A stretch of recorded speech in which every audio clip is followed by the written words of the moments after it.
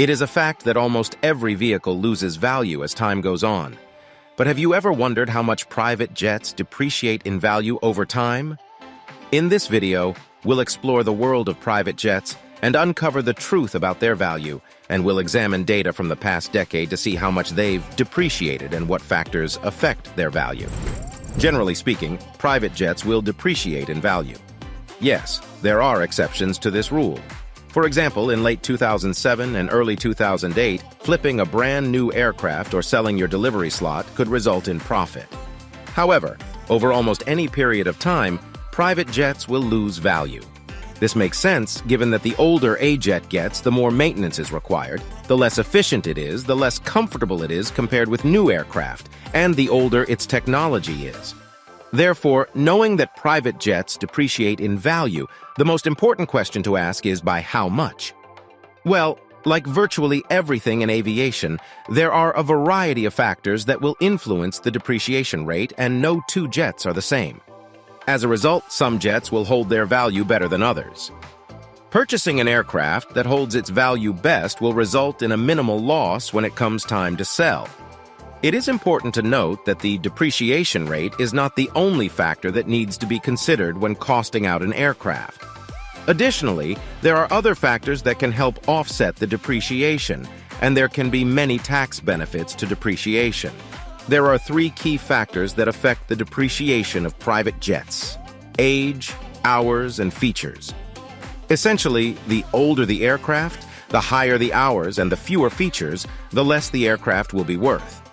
Of course, there are nuances within these principles. Firstly, age. The older an aircraft, the more maintenance will be required. Compared with newer aircraft, older aircraft will be less fuel efficient, less comfortable, and have older technology. Therefore, older aircraft are worth less than newer aircraft. However, much like with cars, the depreciation curve isn't linear. Within the first few years, a private jet will see the greatest loss in value. However, over time, the curve will flatten and year on year will lose a lower percentage of its value. Secondly, hours. Hours for aircraft are like mileage for cars. The more hours an aircraft has, the less it will be worth. Planes are designed to be used and designed to fly. Private jets depreciate based on the number of hours they have. The more hours they fly, the faster the aircraft will depreciate. The more you use an aircraft, the more likely components will fail and need maintenance. The more use the interior will see, which will require a refurb. These factors all influence depreciation.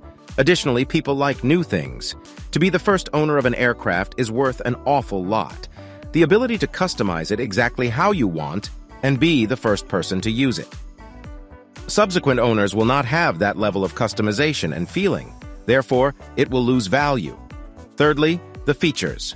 Aircraft are full of technology. However, in the same way as a mobile phone, it quickly becomes out of date.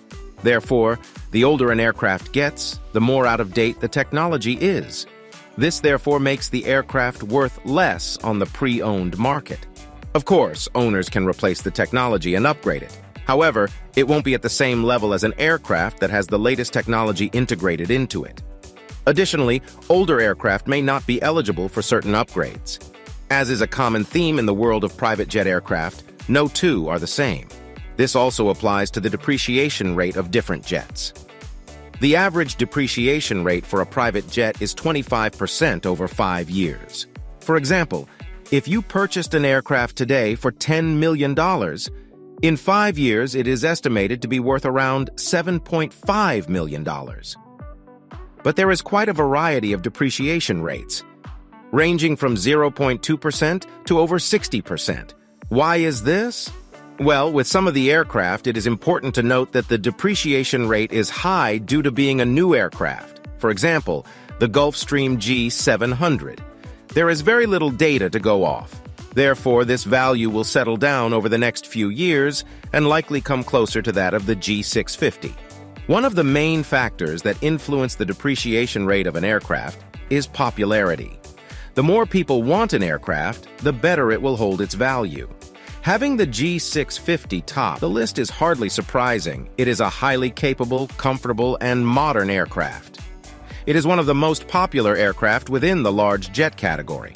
Additionally, the PC-24 holds its value well given its unique capabilities. If you want a mid-sized jet that can land on gravel runways, this is your only option. However, when you look at those aircraft with a high rate of depreciation, there is a common trend. Firstly, aircraft within a competitive environment. For example, the Global 5000 and 6000 aircraft, Falcon 8X, Legacy 650, and Challenger 650. These are aircraft within a saturated market with strong competition. Therefore, many owners would happily take either a Global 5000 or Falcon 8X. Additionally, many of the aircraft at the lower end of the list are larger aircraft. Light jets are traditionally the most popular category of aircraft. They are more usable and typically fit mission criteria better. Therefore, there is less demand for larger aircraft on the pre-owned market. Moreover, the larger the aircraft, the larger the operating costs. This, again, closes off the market to a lot of customers. There are plenty of owners who can comfortably own and operate a Phenom 300. However, owning and operating a Falcon 8X would be too much of a stretch. When it comes to maintaining the value of your asset, there are a number of considerations to make. Firstly, hours. The more the aircraft flies, the more the resale value will decrease. However, there is a point at which not flying enough has a negative impact on value. Aircraft are designed to be flown. Therefore, by not flying, rubbers and seals can become perished, and equipment may not function as intended. Therefore, it is important to fly your aircraft but be mindful of the hours. For example, if you are thinking of chartering out your aircraft, you need to calculate the projected charter income versus the depreciation that you will experience from the increased hours. Secondly, maintenance programs. Knowing an aircraft is well maintained is worth a lot to future buyers, and one of the best ways to put their minds at ease is to enroll the aircraft in a maintenance program.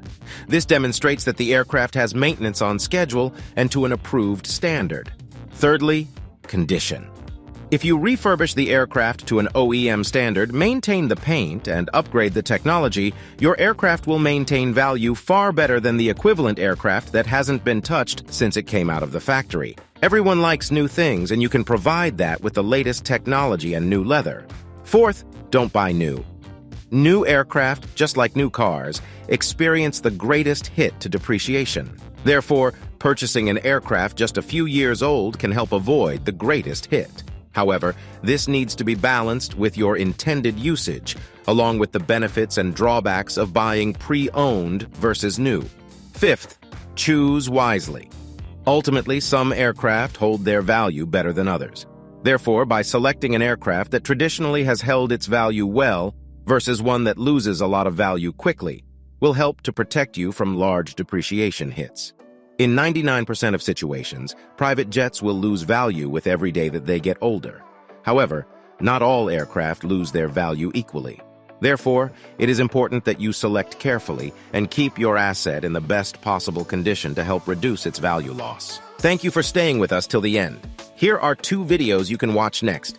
If you enjoyed this video, make sure to leave a like and subscribe. Thanks for watching.